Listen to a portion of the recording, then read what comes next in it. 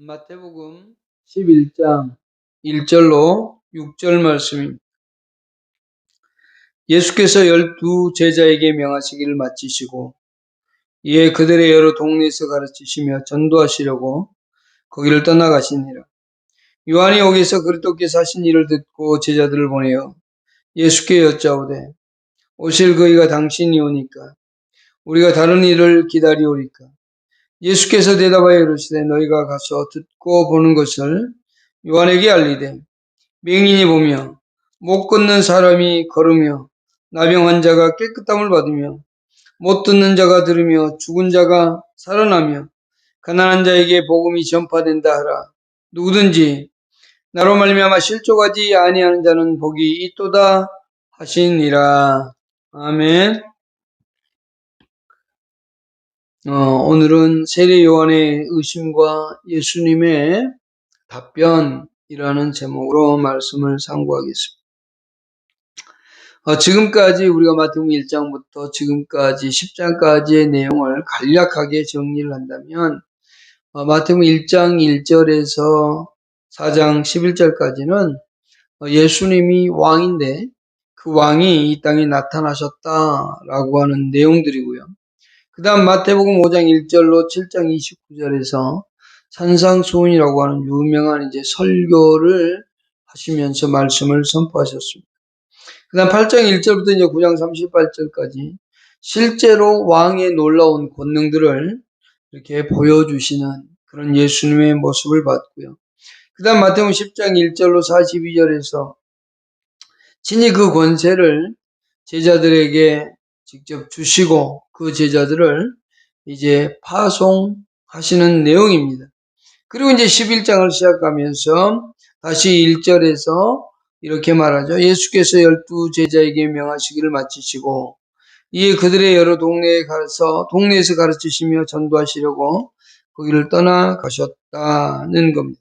그러니까 예수님께서 제자들을 10장에서 파송하시면서 제자들에게 이제 명령했던 내용들을 마치고 동시에 예수님도 복음을 전하러 여기저기 다니시는 여러 고을들을 다니시면서 예수 그리스도의 복음을 증거하고 전파하시는 모습을 볼 수 있습니다. 이제 11장 이후부터는 이제 예수님이 가는 길에 난관들을 만나게 될 겁니다. 이제 11장부터는 예수님 앞에 놓여지는 새로운 난관들이 예수님의 가는 길을 이제 가로막게 되는데요. 본격적으로 왕에 대한 거부가 시작되었다라고 할 수 있습니다. 그것이 이제 마태복음 11장 2절부터 16장 12절까지의 내용을 볼 수 있습니다. 그래서 12장에서 바리새인들의 배척이 나오고 13장 13절로 16절에서 군중들의 무지와 안악함에 대해서 볼 수도 있고요. 또 14장에 가면 헤롯에 의해 세례 요한이 죽임을 당하게 되고 마태복음 15장과 16장에서 바리새인과 서기관들의 논쟁이 이제 시작됩니다. 그러면서 그들을 향한 주님의 이제 책망이 되는데요. 오늘 첫 번째 예수님이 가는 길에 첫 번째 이 예수님의 사역에 대한 의구심을 나타내는 사람이 나타납니다. 그게 바로 누구냐면 세례 요한입니다. 이 세례 요한이 이제 의심이 들었습니다. 진짜 묻는 분이 이분인가? 라고 하는 부분. 그리고 예수님께서 친히 답변해 주시는 그와 같은 모습이 오늘 크게 두 가지로 나눠지면서 그리고 이제 세 번째로 가서 예수님께서 예수님으로 말미암아서 나로 말미암아 실족하지 않는 자가 복이 있다라는 내용까지의 말씀입니다.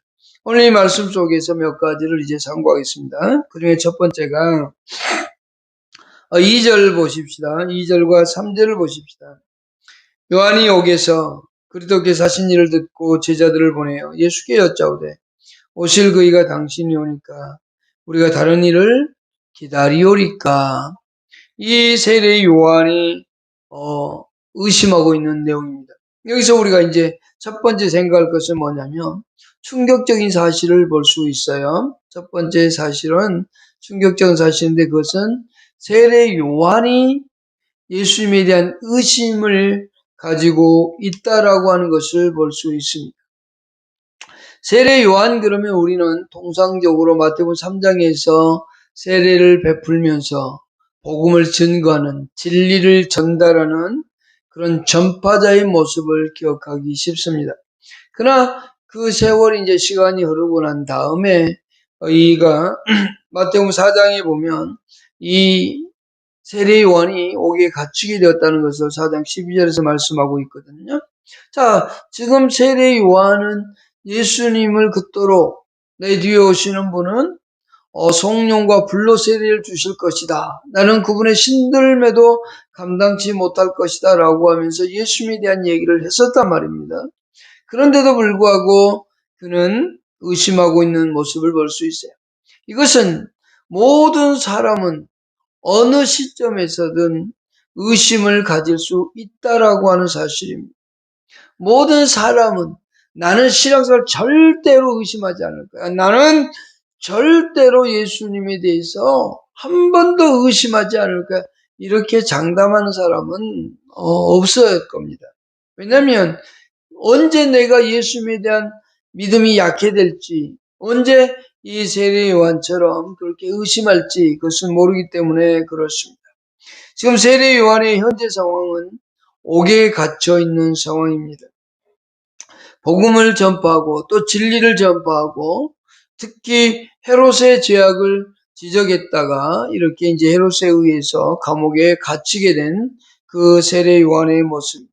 그러면 이 세례 요한이 도대체 어떠한 사람이길래 그가 의심한 내용이 이렇게 충격적일까라는 거죠. 그는 마태복음 3장 1절 이하에 보면 예수님에 대해서 선포하던 사람입니다.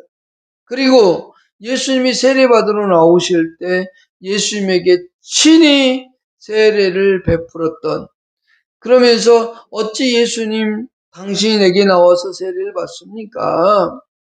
세례를 받지 마십시오. 세례를 주지 못하겠습니다. 그랬더니 하나님의 의를 이루기 위해서 세례를 줘야 된다라고 얘기했습니다. 그리고 이 세례를 주고 난 다음에 하늘문이 열리면서 하나님의 음성이 들리는 것을 경험하게 됩니다. 이는 내 사랑하는 아들이다 라고 하는 것을 볼 수 있고, 또 동시에 하늘문이 열리면서 성령이 비둘기같이 임하게 되시는 놀라운 일을 경험하게 되었던 사람입니다.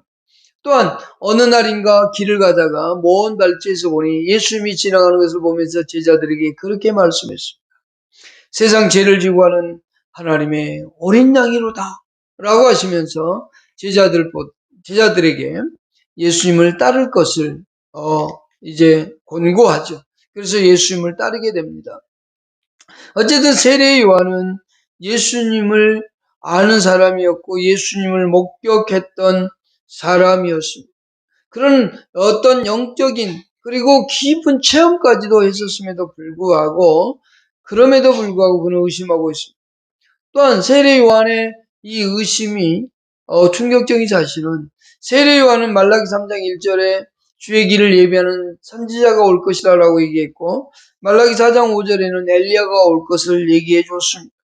그러니까 본인이 오리라고 한 엘리야인 것에 대해서 분명히 인식하고 있었고 그것에 대해서 너무도 잘 알고 있었던 사람입니다. 그러니까 메시아에 대해서 분명히 그는 인식하고 알고 있었을 터인데 그럼에도 불구하고 의심하고 있다라고 하는 것을 볼 수 있죠. 세례 요한은 그럼 무엇을 의심하고 있는 거예요? 예수님이 진짜로 오기로 한 메시아냐 아니냐입니다. 거기에 대해서 확인이 필요했던 겁니다. 진짜 내가 선포했던 저 예수님이 진짜로 맞느냐 안 맞느냐, 우리가 기다리는 메시아냐 아니냐입니다. 근데 세례 요한은 이 예수님의 사역을 감옥에 있는 동안에 듣게 됩니다. 감옥 안에 있으면서 자기가 직접 본 게 아니고 감옥 안에 있으면서 예수님이 행하신 일들을 들었는데 그것이 진짜 내가 기다리는 구약에 예언되어진 메시아인가에 대한 의구심이 생겨난 겁니다. 여기에는 분명히 의심하게 되는 것은 하나님이 원하는 바가 아닙니다. 하나님은 우리에게 의심하기를 원하지 않습니다. 하나님은 우리에게 확신을 갖고 신앙생활을 하기를 원하지 의심을 갖고 신앙생활을 하기를 원하지 않습니다. 의심을 갖는 것은 사단의 역사라고 볼 수 있습니다. 왜냐하면 창세기 3장에 아담과 하와가 있는데 그때 사단은 뱀을 통해서 도구로 이용하여 이 아담과 하와에게 와서 하나님의 말씀에 대하여 의구심이 들게 하죠. 그리고 끝내는 선악과를 따먹게 만들고 죄를 범하게 하고 있는 것을 볼 수 있습니다. 그래서 이 아담과 하와가 그 의구심 때문에 의심이 하나님의 말씀에 대한 의심이 먼저 들어오다 보니까 자기도 그 선악과를 따먹을 수밖에 없는 존재로 변해버린 것을 볼 수 있어요. 그래서 우리가 신앙에 대한 메시아에 대한 의심을 하기 시작할 때는 그것은 곧 사단이 우리에게 공격하고 있는 모습이라는 것을 기억해야 되고 우리 신앙 안에 어떤 의심들이 들어올 때는 반드시 우리의 신앙을 다시 한번 점검해야만 됩니다. 그런데 그가 질문한 내용으로 다시 돌아가서 보십시다. 오실 그이가 당신입니까? 라고 그랬어요. 이것은 세례 요한이 구약에 있는 하나님의 말씀을 알고 있는 겁니다. 시편 40편 7절과 111편 26절을 인용해서 질문하고 있습니다. 그때 내가 말하기를 내가 왔나이다 나를 가리켜 기록한 것이 두루마리 책에 있나이다 라고 했고요. 또한 시편 111편 26절엔 여호와 이름으로 오는 자가 복이 있으며 우리가 여호와의 집에서 축복하였도다라고 되어 있거든요. 여호와의 이름으로 오는 자가 그게 누구예요? 바로 메시아이잖아요. 그 메시아가 진짜 예수님과에 대한 의구심 때문에 다시 한번 제자들을 보내게 됩니다.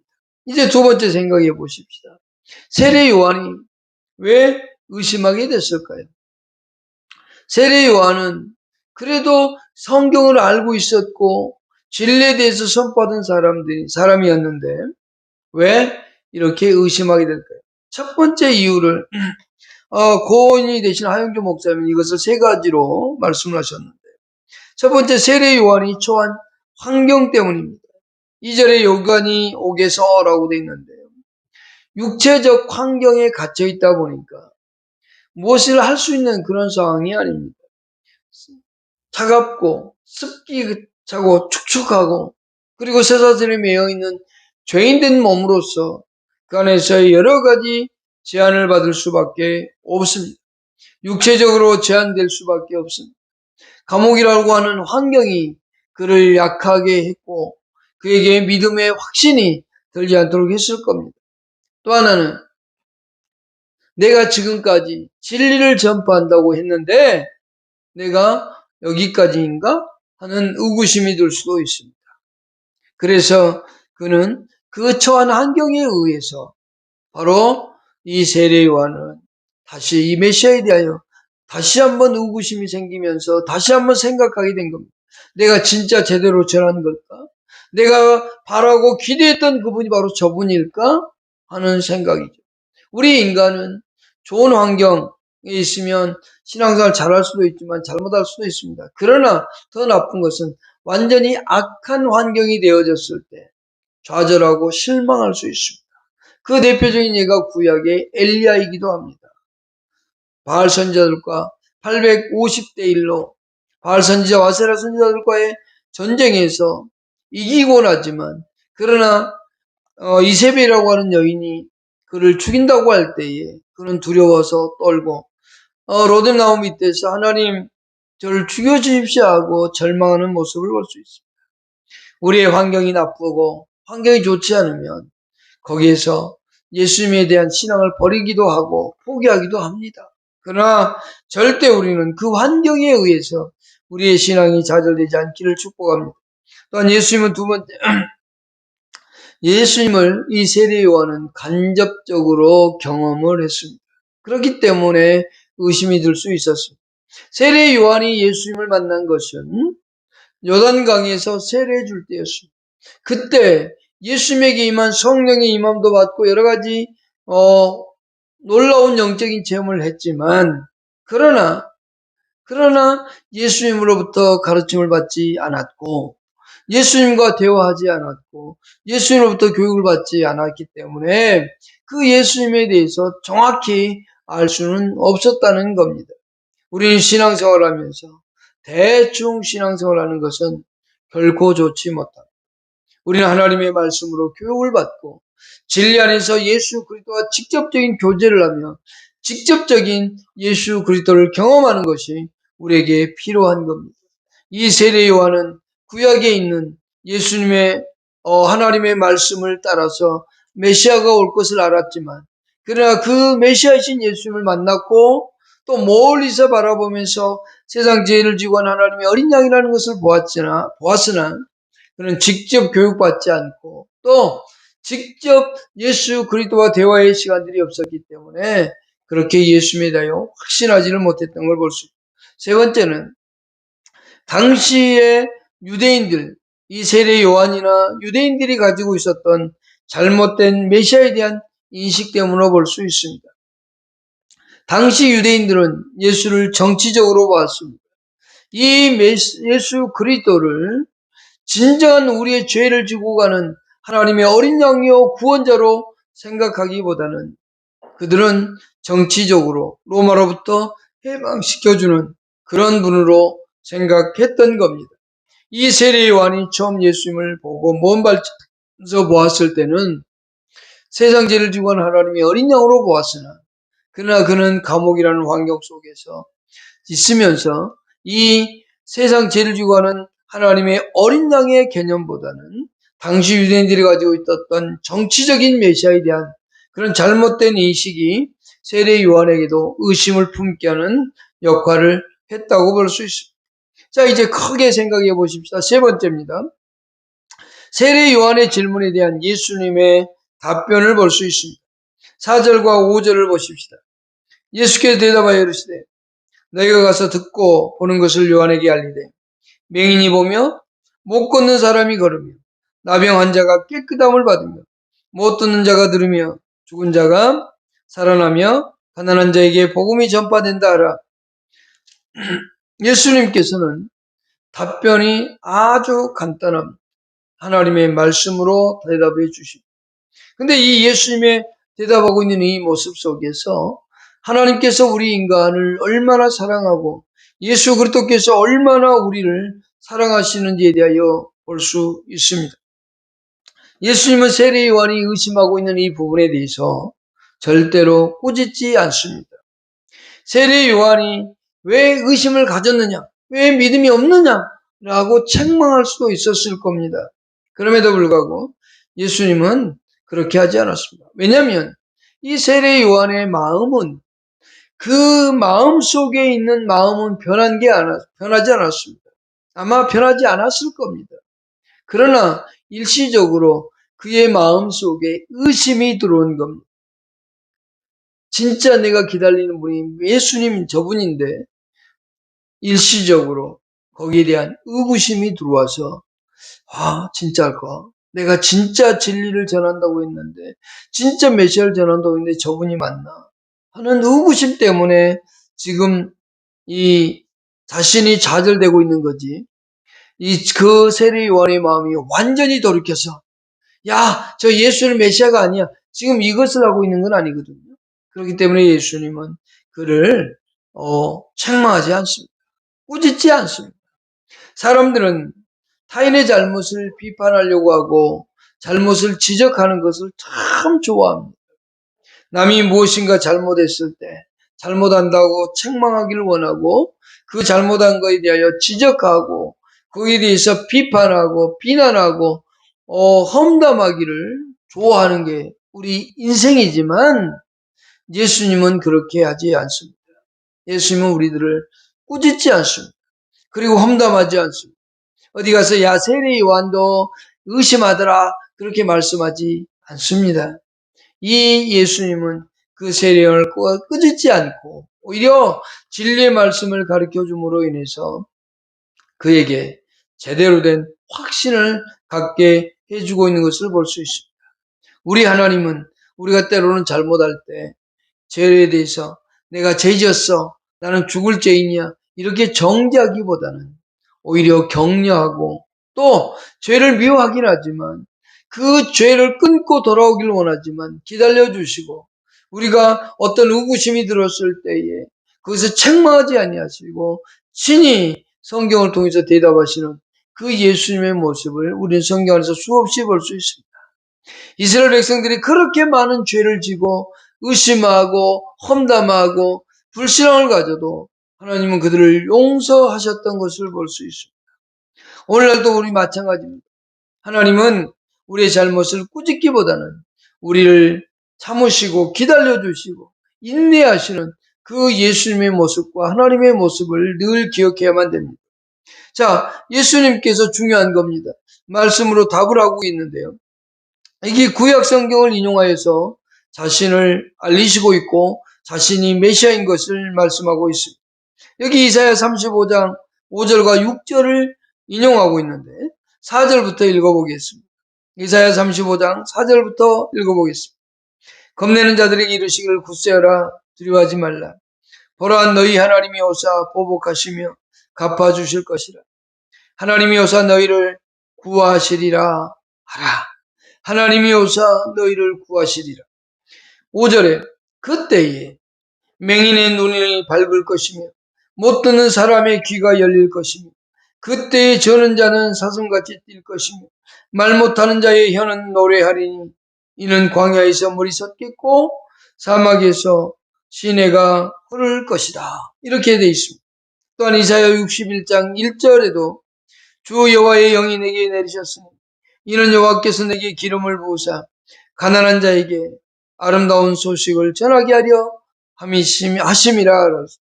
가난한 자에게 아름다운 소식, 가난한 자에게 복음이 전파된다 라고 하신 이 예수님의 말씀과 동일한 겁니다.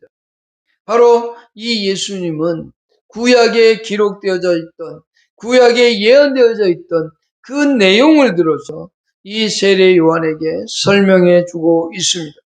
예수님이 열거하는 6개의 표적들은 이사야 선지자가 메시아의 출현을 예언하는 내용들입니다. 여기는 바로 구약과 신약이 동일성을 갖고 있다는 것과 예수 그리스도께서 무엇보다도 오시기로 한 메시아임을 보여주고 있습니다. 특별히 예수님께서 여기서 말하고 있는 6가지는 맹인이 보며 못 걷는 사람이 걸으며 나병 환자가 깨끗함을 받으며 못 듣는 자가 들으며 죽은 자가 살아며 여기까지만 보면 당시 의학으로는 고칠 수 없는 겁니다. 당시 사람들은 맹인이 앞을 본다는 것, 걷지 못하는 사람이 걷는다는 것, 나병 환자가 깨끗함을 받는다는 것, 못 듣는 자가 듣게 된다는 것, 죽은 자가 살아난다는 것, 이것은 오직 하나님만이 하실 수 있는 일들입니다. 오직 인간의 힘으로는, 인간의 의학으로는 불가능한 것이었습니다. 당시에는 말입니다. 당시 예수님이 있던 이 시대의 이 내용들은 절대로 하나님이 아니면 하실 수가 없는 겁니다. 또한 예수님은 이 말씀을 통해서 세례 요한에게 전달하는 이유는 세례 요한이 이사야서를 통해서 질문을 했기 때문에 그 질문에 대하여 말씀으로 다시 대답해 주고 있는 겁니다. 세례 요한이 오실 그이가 구약에 예언되어진 그분이 당신이십니까? 라고 할 때 구약에 예언되어진 말씀을 들어서 그에게 대답해 주고 있는 겁니다. 그러면서 자신 스스로가 하나님이심을 나타내 보여주고 있습니다. 이 일을 행한다는 건 내가 메시아라고 하는 사실을 그들에게 보여주고 있는 것. 맹인이 보고 못 걷는 사람이 걸으며 나병 환자가 깨끗게 되고 못 듣는 자가 듣고 죽은 자가 살아난다는 이 사건은 인간으로서는 도저히 할 수 없는 하나님의 하나님 아니면 할 수 없는 일이라는 것을 세례 요한은 알고 있기에 바로 세례 요한에게 이 사실을 알려주고 있는 겁니다. 지금 내가 행하고 있는 일들이 이와 같은 일들이다. 그러니 세례 요한에게 가서 그대로 전해줘. 그러면 세례 요한은 뭐 하겠어요? 아, 오시기로 하신 예수님이 진짜 메시아이구나. 구약 성경에 기록되어진 메시아가 바로 예수 그리스도구나 라고 하는 겁니다. 오늘 우리도 마찬가지. 오늘 우리도 예수 그리스도가 우리의 영원한 구원자시며 우리의 영원한 생명이 된다는 사실을 의심해서는 안 됩니다. 우리는 기록되어진 성경을 통해서 예수님이 행하신 일들을 보게 됩니다. 예수님을 통해서 우리에게 주신 구원의 영광의 복이 우리에게 있다는 사실. 사람들은 죽으면 이 세상이 끝난다고 말합니다. 죽으면 끝나는 거지 뭘. 다 끝나고 죽으면 끝나는 거야. 땅속에 들어가는데 뭘 알아? 라고 얘기합니다. 그러나 여러분 그렇지 않습니다. 우리의 죽은 다음의 세계가 따로 존재한다는 사실.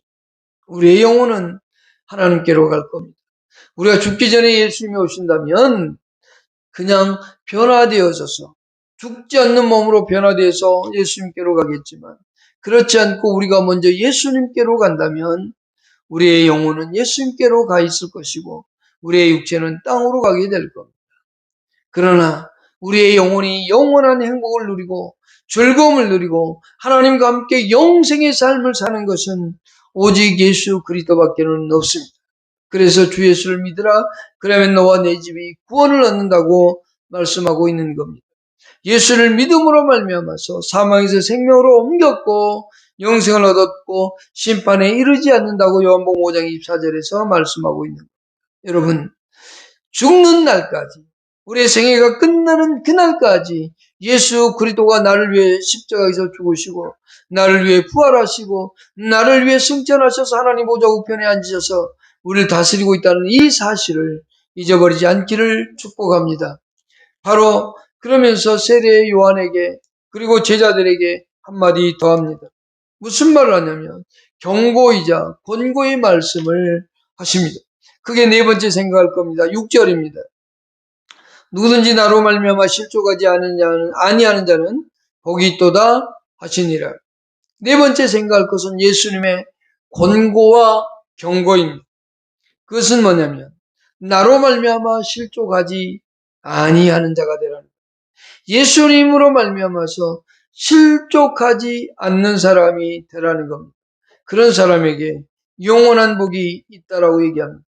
여기서 실족하지 않는다는 말이 있는데 실족하지 아니하고 라고 할 때 이 실족하지 않는다는 말이 무슨 뜻이냐면 사람이 길을 가는 도중에 만나게 되는 것에 어떤 것을 만나서 그것에 부딪혀서 넘어지는 것 그런 뜻입니다. 그러니까 실족한다는 것은 길을 가는 사람이 길을 가다가 어떤 돌뿌리든 나무뿌리든 무엇이든 부딪혀서 넘어지는 현상과 같은 것을 말합니다. 또 하나는 그것에 걸려서 어떤 물체나 어떤 환경이나 뭐에 걸려서 비틀거리는 모습을 나타내는 뜻을 갖고 있습니다. 그러니까 실족하지 않는다는 말은 우리가 신앙생활하는 가운데 신앙생활하고 쭉 가는 중에 어떤 환경적인 어려움 또는 어떤 여러 가지 여건에 의해서 또는 좌절되어지는 여러 가지 문제 때문에 신앙생활을 포기하거나 또는 그만두고 나는 예수 안 믿을래 하고 좌절해버리는 그와 같은 상태가 되지 않기를 바라는 겁니다. 그런 상태가 되지 않는 사람이 복이 있다는 겁니다. 신앙생활을 하면서 넘어지고 쓰러지지 않고 끝까지 가는 사람이 복이 있다라고 얘기해주고 있습니다. 세례 요한을 위시한 유대인들은 잘못된 그리스도를 대망하고 있었거든요. 그래서 자기들 스스로가 정치적이고 또는 물질적인 어떤 그리고 급격한 박해로부터 해방시켜주는 그런 정치자를 기대하는 가시적인 눈으로 볼 수 있는 메시아를 기대했지만 예수님은 그렇게 하지 않으셨다는 겁니다. 가난한 자들의 친구였고 마음이 가난한 자가 되라고 말씀하셨거든요. 그런 잘못된 메시아를 가지고 있던 그들에게 이 예수는 걸려 넘어지는 어떤 그러한 분이 될 수도 있었습니다. 그렇기 때문에 이 예수 그리스도를 바르게 알고 바르게 믿고 바른 신앙을 가지고 끝까지 갈 것을 얘기해 주고 있습니다. 그런 사람들에게 바로 뭐냐? 복이 있도다.